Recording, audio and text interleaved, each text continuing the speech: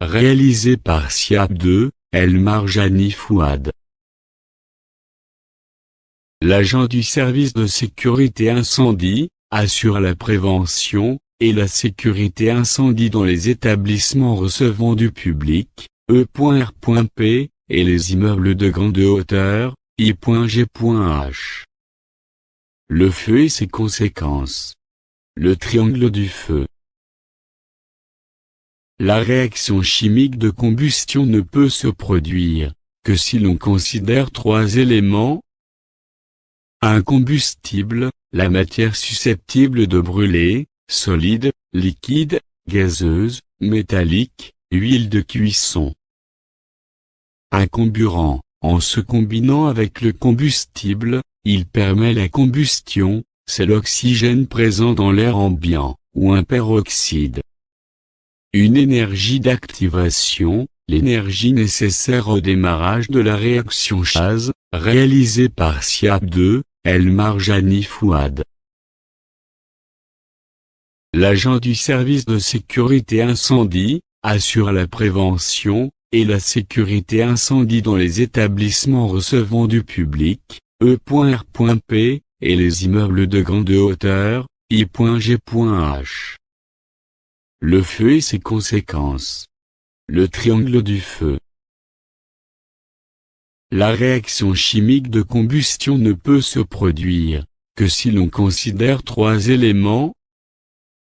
Un combustible, la matière susceptible de brûler, solide, liquide, gazeuse, métallique, huile de cuisson. Un comburant, en se combinant avec le combustible, il permet la combustion, c'est l'oxygène présent dans l'air ambiant, ou un peroxyde. Une énergie d'activation, l'énergie nécessaire au démarrage de la réaction chimique, elle est attribuée par une source d'origine thermique, chimique, biologique, mécanique ou électrique. Les combustibles sont classés en trois familles, en fonction de leur état: solide, liquide, gaz, combustibles solides. Exemple: charbon, bois, paille. Les combustibles solides sont caractérisés par leur pouvoir calorifique, c'est-à-dire la quantité de chaleur dégagée lors de la combustion complète d'un kilogramme du matériau. Unité, kilojoule-kilo. Combustible liquide. Exemple: GPL, fuel, acétone. L'inflammabilité des combustibles liquides dépend de la quantité de vapeur qu'ils émettent. Ils possèdent un point clair: la température minimale à laquelle la concentration de vapeur émise par le combustible est suffisante pour qu'il s'enflamme au contact d'une flamme, sans persistance, au retrait de la flamme. Ces liquides sont classés dans plusieurs catégories, selon la proximité de ce point avec 0 degré C. Combustible gazeux. Exemple: butane, propane, ammoniac, hydrogène. La combustion d'un gaz peut être explosif si la concentration du mélange air-gaz est comprise entre certaines limites. La limite inférieure d'explosivité L, I, E et la limite supérieure d'explosivité L, S, E. En dessous de la ligne, la quantité de gaz dans l'air ambiant est trop pauvre pour déclencher une réaction, et au-dessus de la LSE, le mélange est trop riche en gaz et ne contient pas assez d'oxygène. Le principal comburant existant est l'oxygène au point 2, présent dans l'air ambiant. Les énergies d'activation. Les énergies nécessaires pour déclencher la combustion sont de plusieurs origines: thermique, feu nu, séchage; chimique, phosphore plus air; biologique, fermentation de bactéries, silo à grains, à farine; mécanique, frottement; électrique, dynamique, court-circuit, défaut d'isolation ou statique, frottement. Les causes d'incendie. Les grandes causes de départ de feu sont: humaines, L'imprudence des fumeurs. Limite d'une cigarette allumée atteint plus de 700 degrés C. L'ignorance, la négligence et la malveillance. Naturelle, la foudre. Directement ou en étant à la source de surtension, le soleil via un effet de loupe. Fermentation. Certaines matières s'auto-échauffent et peuvent donner lieu à une combustion spontanée. Charbon de bois, farine de poisson, fourrage, fumier. Énergétique, électricité. Installation vétuste, étincelle, par frottement, par réaction chimique exothermique, via électricité statique. La norme européenne classe les feux dans 5 catégories, en fonction de leurs états. Les feux d'origine électrique sont hors classement car ils peuvent être associés à toutes les classes de feux, tout dépend du support sur lequel ils ont des lieux. Moyens de secours.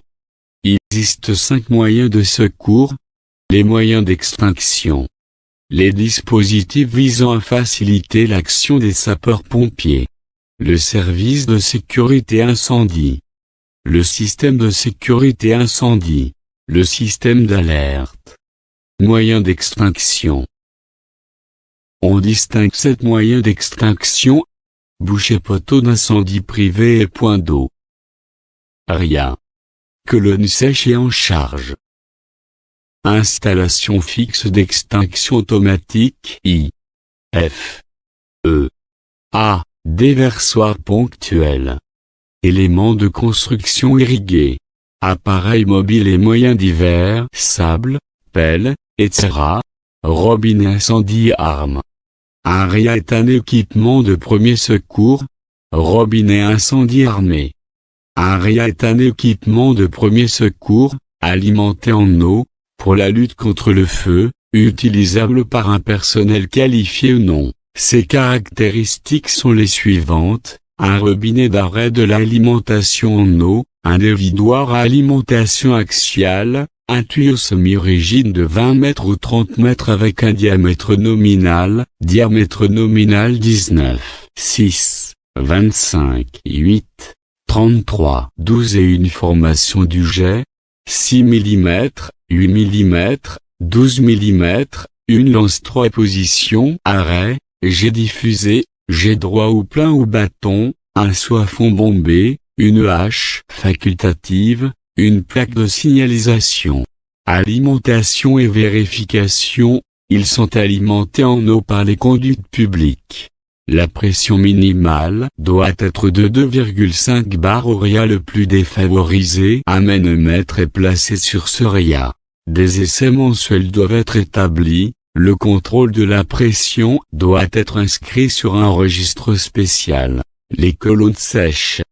Les colonnes sèches sont des tuyauteries fixes et rigides installées dans les établissements comportant des risques importants dont le plancher bas du niveau le plus haut accessible au public est situé à plus de 18 mètres du niveau le plus haut de la voie accessible aux engins des services de secours et de lutte contre l'incendie. Une colonne sèche comprend un raccord d'alimentation, la colonne proprement dite. Les prises d'incendie simples ou doubles avec dispositif de vidange et purge d'air. Concernant le diamètre sur la distingue. Diamètre nominal 65 mm en cas général. Diamètre nominal 100 mm pour les risques importants. Il existe 2 types de colonnes sèches. Colonne sèche montante, dessert niveau supérieur, raccord d'alimentation situé à moins de 60 mètres d'un poteau-bouche d'incendie. Colonne sèche descendante, dessert niveau inférieur, raccord d'alimentation situé à moins de 100 mètres d'un poteau-bouche d'incendie. Elles sont installées dans une zone protégée de l'incendie, cage d'escalier, dispositif d'accès, façade la plus proche des poteaux-bouches d'incendie. Les raccords d'alimentation doivent être signalés. L'extinction automatique à eau de type sprinkler. Il existe différents agents extincteurs, eau, poudre, mousse, FM200. L'installation la plus courante est l'extinction automatique à eau de type sprinkler. Situé entre le réseau et les sources d'eau se trouve un poste de contrôle. Il comprend une vanne d'arrêt, cadenassée en position ouverte, une turbine hydraulique entraînant le fonctionnement d'une cloche d'alarme, une vanne de vidange, un accélérateur ou un exhausteur, des manomètres enregistreurs placés en amont et en aval. La surface surveillée par un poste de contrôle ne doit pas dépasser 8000 m² avec un maximum de têtes limité à 1000. La réglementation et les assureurs imposent deux types de sources d'eau. La source d'eau type A dite limitée alimente 5 têtes durant 30 minutes. La source de type B dite inépuisable alimente toutes les têtes de la surface impliquée durant 90 minutes. Extincteurs. Les herbes doivent être dotés d'appareils mobiles comme pompe d'incendie, extincteur portatif, extincteur sur roue. Il permet au personnel et éventuellement au public d'intervenir sur un début d'incendie. Les extincteurs doivent être de couleur rouge et conformes aux normes françaises NF. Emplacement. Ils sont dans les dégagements à des endroits visibles et accessibles. Toute personne de par sa position ne doit pas se trouver à plus de 15 mètres d'un extincteur, soit un extincteur pour 200 m². Ils ne doivent pas gêner la circulation des personnes. Fixation un maximum 1,20 m du sol. Ils doivent être accrochés à un élément fixe. Vérification. Les extincteurs sont vérifiés tous les ans par l'installateur ou un organisme de vérification agréé. Les agents SIAP doivent contrôler régulièrement le bon emplacement de l'extincteur, l'état du plomb, la présence de la goupille, de la vérification annuelle et le bon état du corps de l'extincteur. Terminologie. Il existe deux types d'extincteurs. À pression permanente, la seule action sur la poignée permet la projection de l'agent extincteur hors de l'appareil extincteur que très souvent. À pression auxiliaire, mise en pression obtenue par la libération d'un gaz comprimé contenu dans une sparkle à ouvert par percussion. Extincteur à eau pulvérisée et à poudre très souvent. Moyens divers. Des moyens divers tels que des couvertures, des toiles, des seaux d'eau, des réserves de sable, des bacs de rétention, etc. existent. Dans certains cas particuliers, les couvertures et les toiles incombustibles sont utilisées pour recouvrir des objets enflammés. Elles peuvent également servir à envelopper des personnes dont les vêtements ont pris feu. Il existe 5 dispositifs visant à faciliter l'action des sapeurs-pompiers: les plans, les balcons, passerelles, échelles et terrasses, les tours incendie, les trémies d'attaque, les façades et baies accessibles. Les installations de sécurité doivent être mises ou maintenues en service pour assurer l'évacuation du public et faciliter l'intervention des secours. L'éclairage de sécurité, le désenfumage, les installations du SI, les ascenseurs à utiliser en cas d'incendie, les secours en eau, surpresseurs, pompes, compresseurs d'air, etc. Tout équipement de sécurité spécifique à l'établissement, les moyens de communication